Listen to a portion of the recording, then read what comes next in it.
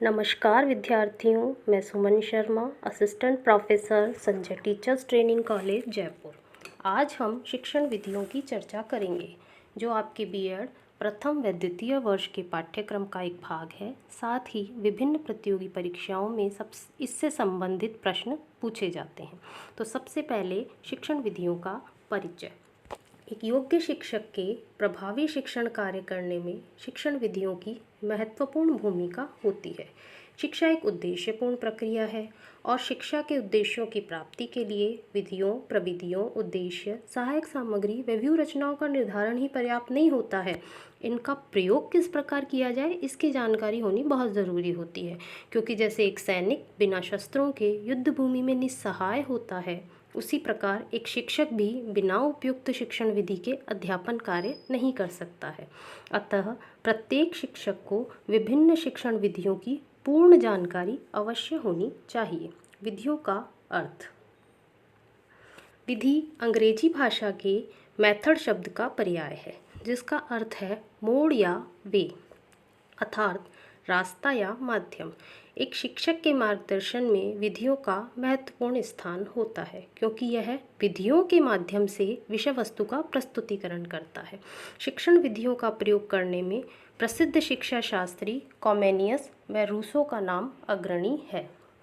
Comenius, John एमॉस Comenius एक महान राजनीतिज्ञ एवं शिक्षा शास्त्री थे, जिन्होंने अपनी पुस्तक ग्रेट डायडेक्टिक में यह अवधारणा को विकसित किया कि संपूर्ण शिक्षक को प्राकृतिक व्यवस्था से जोड़कर मानव स्वभाव के अनुकूल बनाया जाए, क्रमबद्ध किया जाए। विषय के मात्र प्रस्तुतिकरण पर ही जोर न देकर ज्ञानेंद्रियों को भी ज्ञान के प्रस्तुतिकरण का आधार बनाना चाहिए। इस प्रकार से प्राप्त ज्ञान में अवबोध की मात्रा स्वतः ही अधिक होती है। अतः शिक्षण पद्धति का आधार भी ज्ञानेंद्रियां ही होनी चाहिए। कॉमेनियस के पश्चात समझौतावादी सिद्धांत के प्रतिपादक रूसो ने अपनी पुस्तक एमील में भी सीखने सिखाने की प्रक्रिया के निम्न आधार प्रस्तुत किए।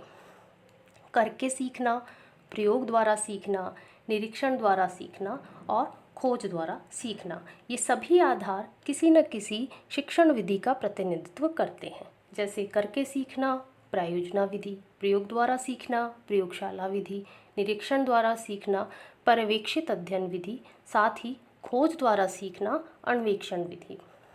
परिभाषाएं। सबसे पहले E.M. वेस्ले की परिभाषा। ये कहते हैं, शिक्षा में शिक्षण विधि शब्द शिक्षक निर्देशित उस गतिविधि की श्रृंखला को कहते हैं जिसका परिणाम छात्र अधिगम के रूप में निकलता है। मतलब ये कि कक्ष में शिक्षक जो भी गतिविधियां संचालित करता है, उन संपूर्ण गतिविधियों के फलस्वरूप छात्र जो अधिगम करता है, ये पूरी जो प्रक्रिया है ये शिक्षण विधि कहलाती है। फ्रैंक रोस्को कहते हैं, शिक्षण विधि के अंतर्गत शिक्षण की व्यवस्थित प्रणाली और विषय वस्तु की क्रमबद्ध प्रस्तुति का समावेश होता है। इसके प्रयोग द्वारा शिक्षण में समय और शक्ति का अपव्यय नहीं होता, जिससे छात्र शिक्षण और अधिगम में संपूर्ण सहयोग प्राप्त करने और सक्रिय अभिरुचि बनाए रखने पर विशेष बल होता है। शिक्षण विधि की आवश्यकता। शिक्षण विधि की जो आवश्यकता है वो हम निम्न बिंदुओं से समझ सकते हैं। सबसे पहले है शिक्षण प्रक्रिया को व्यवस्थित करने हेतु। जो शिक्षण प्रक्रिया है, संपूर्ण शिक्षण प्रक्रिया कालांश की अवधि की होती है। यदि हम शिक्षण विधि निर्धारित कर पूर्ण तैयारी के साथ शिक्षण कार्य करते हैं तो हमारा शिक्षण व्यवस्थित होता है और व्यवस्थित शिक्षण प्रभावी होता है। कालांश की अवधि का समुचित उपयोग करने हेतु। संपूर्ण कालांश की अवधि का समुचित उपयोग शिक्षण विधि के निर्धारण से ही होता है, क्योंकि संपूर्ण शिक्षण विधि को हम उस कालांश की अवधि के अनुसार व्यवस्थित कर शिक्षण कार्य करते हैं। सीखने की परिस्थिति निर्माण करने हेतु।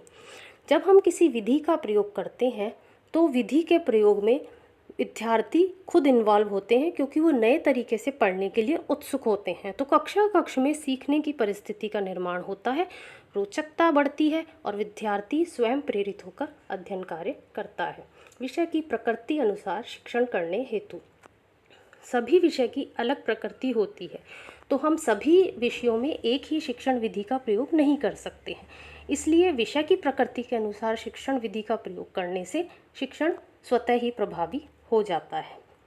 विद्यालय के उपलब्ध साधनों के उचित प्रयोग हेतु, विद्यालय में जो उपलब्ध संसाधन है उनका प्रयोग शिक्षण विधियों के माध्यम से हो सकता है और विद्यार्थी भी उसमें इन्वॉल्व होता है। तो विद्यार्थियों को भी उन संसाधनों की जानकारी होती है, उनके प्रयोग की जानकारी होती है। इस हेतु से भी शिक्षण विधियाँ आवश्यक हैं।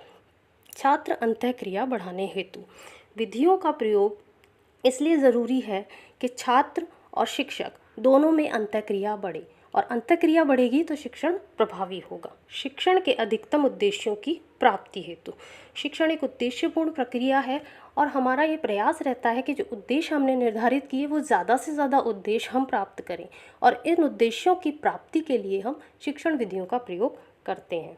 शिक्षण की रुचिकर प्रस्तुति हेतु, शिक्षण विधियाँ जो हैं वो कक्षा में नवाचार प्रस्तुत करती है, और जब हम नए तरीके से विद्यार्थियों को पढ़ाते हैं तो विद्यार्थी उसमें रुचि लेते हैं, और शिक्षण की जो रुचिकर प्रस्तुति है वो हमारे शिक्षण को प्रभावी बनाती है।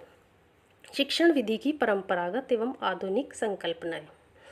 परंपरागत संकल्पना, शिक्षण विधि में 3 तत्व निहित हैं: शिक्षक, पाठ्यक्रम तथा विद्यार्थी। इन 3 तत्वों में शिक्षक इस विधि का संचालक या आयोजक होने के कारण प्रमुख है। शिक्षक इन तत्वों में किसको प्रमुखता देता है, इस तथ्य पर शिक्षण विधि की संकल्पना निर्भर करती है। प्राचीन एवं मध्यकाल में प्रथम 2 तत्व शिक्षक एवं पाठ्यक्रम को प्रमुखता दी गई। अतः शिक्षण प्रक्रिया में या तो शिक्षक प्रमुख बन गया या पाठ्यवस्तु, विद्यार्थी को गौण स्थान देकर उसकी उपेक्षा की गई। अतः परंपरागत संकल्पना में शिक्षण विधि मात्र ज्ञान को सूचना या तथ्यों के रूप में देने का साधन था, जिसे शिक्षक मौखिक या पुस्तक के माध्यम से विद्यार्थियों को हस्तांतरित करता था, और विद्यार्थी उस ज्ञान को कंठस्थ कर परीक्षा में शब्दशः प्रस्तुत कर देते थे।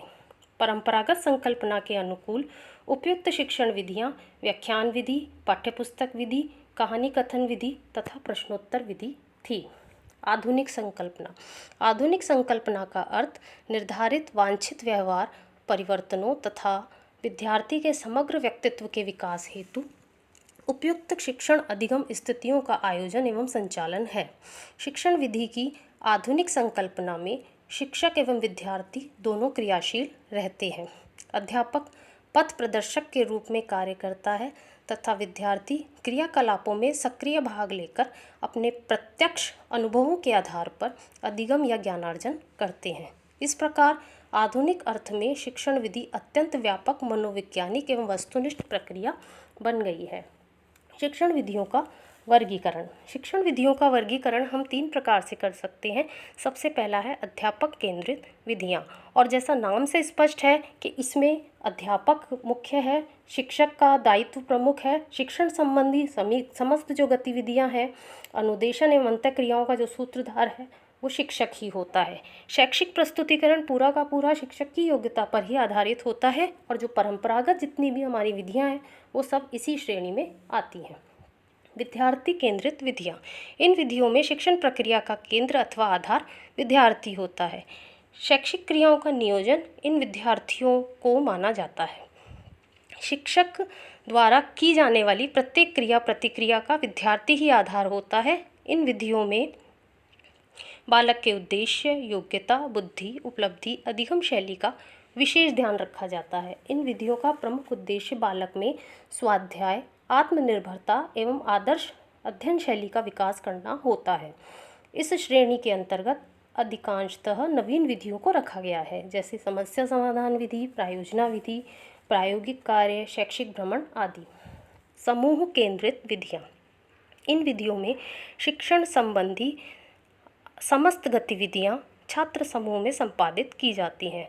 इससे सामूहिक अधिगम अर्थात विद्यार्थी समूह में रहकर गतिविधि संचालित करता है एवं समूह में रहकर सीखता भी है। सभी विद्यार्थी सक्रिय रहकर कार्य एवं गतिविधि संपादित करते हैं। शिक्षक भी सामूहिक मार्गदर्शन प्रदान करते हैं, अनुदेशन प्रदान करते हैं तथा विद्यार्थी सामूहिक रूप से उन गतिविधियों को पूर्ण कर अधिगम करते हैं। इन विधियों में सामाजिकृत अभिव्यक्ति पद्धति, पर्यवेक्षित अध्ययन पद्धति, मस्तिष्क मंथन आदि सम्मिलित की जाती है। आशा है आपके लिए ये संपूर्ण जानकारी उपयोगी होगी। धन्यवाद।